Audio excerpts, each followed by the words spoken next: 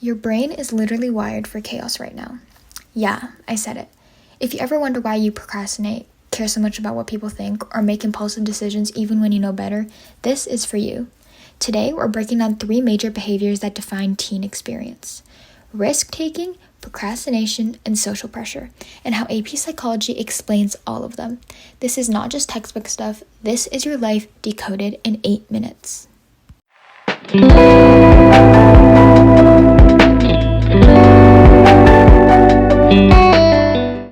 Let's talk about risk. Have you ever done something totally reckless and then thought, why did I just do that? Psychology has the answer for you. In AP Psychology, we learn about the frontal lobe, and that's the part of your brain that's responsible for decision-making and impulse control. But here's the catch. In your teen years, your frontal lobe is not fully developed, as your frontal lobe develops around your mid-20s, which is considerably late. Meanwhile, your limbic system, the emotional part of your brain, is fully active, and that's like having a gas pedal with no brakes. So when you're taking a risk, you're not actually being dumb. Your brain is actually wired to seek out intense emotional experiences before it knows how to slow them down, which can kind of cause the "why did I just do that" reckless behavior. Key idea is that you're not actually broken. Your brain is just under construction, and that's the way I think about it. Now let's move on to something we all struggle with: procrastination. Why do we put things off even though we know we shouldn't? Let me tell you the key word: dopamine. Dopamine is a brain chemical linked to reward. When you scroll TikTok, you get instant dopamine and gratification. And when you open your math homework, let's just say not so much. In AP Psychology, we learn about operant conditioning, the idea that behavior are shaped by reward and punishment. Your brain chooses TikTok because the reward is now. Studying has a reward way later. And teens struggle with delayed gratification because that frontal lobe, again, is not fully developed. And it doesn't really prioritize long-term thinking. But here's the fix to trick your brain. It's called positive reinforcement. Positive reinforcement is where you pair boring tasks with small instant rewards. For example, studying for 25 minutes and then giving yourself 5 minutes to do something fun. And it really works, but it only works if you put the effort into it. So positive reinforcement is an effort on both sides. If you start, then eventually you'll be rewarded with the habit of studying or doing something for a longer amount of time with a smaller reward at the end. Now let's talk about the last one: peer pressure. Why do we care so much about what people think, especially as teenagers? Let me tell you, psychology explains it like this. You're in Erikson's stage of identity versus role confusion. This means that your brain is actively trying to figure out who you are for your own sake. And one way it does that, unfortunately, is by comparing you to other people, which does not sound very good and it's not very fun. But that's just the stage of life that you're in, and everybody usually goes through it. That's why it's a psychological stage. And in conformity, the idea that we naturally shift our behavior to match those around us, it makes total sense as to why we change our personalities depending on the group of people that we're with. For example, in one friend group, you might feel really comfortable with being yourself and just talking about your own opinion because that's the group that you're in and that's what other people around you are doing.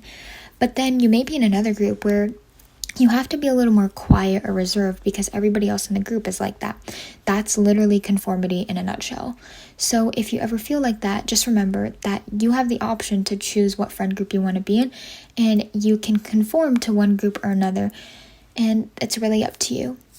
And if you throw social media into the mix of all of this, where comparison is constant and approval is measured in likes, it literally is nonstop. And you are in this never-ending cycle of peer pressure, because I feel like right now with the digital age of social media, we're kind of grown up to think that 100 likes on Instagram is not a lot.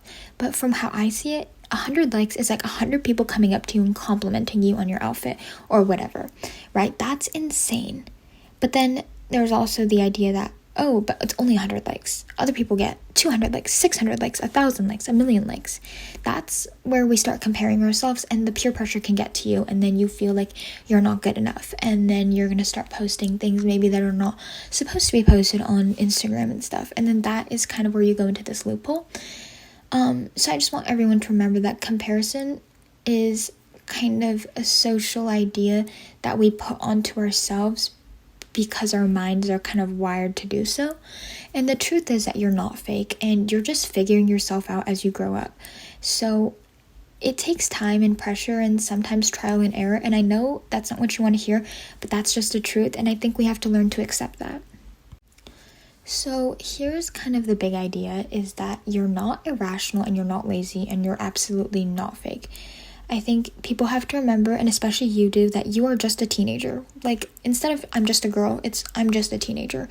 And you're in the middle of one of the most psychologically complex moments of our lives.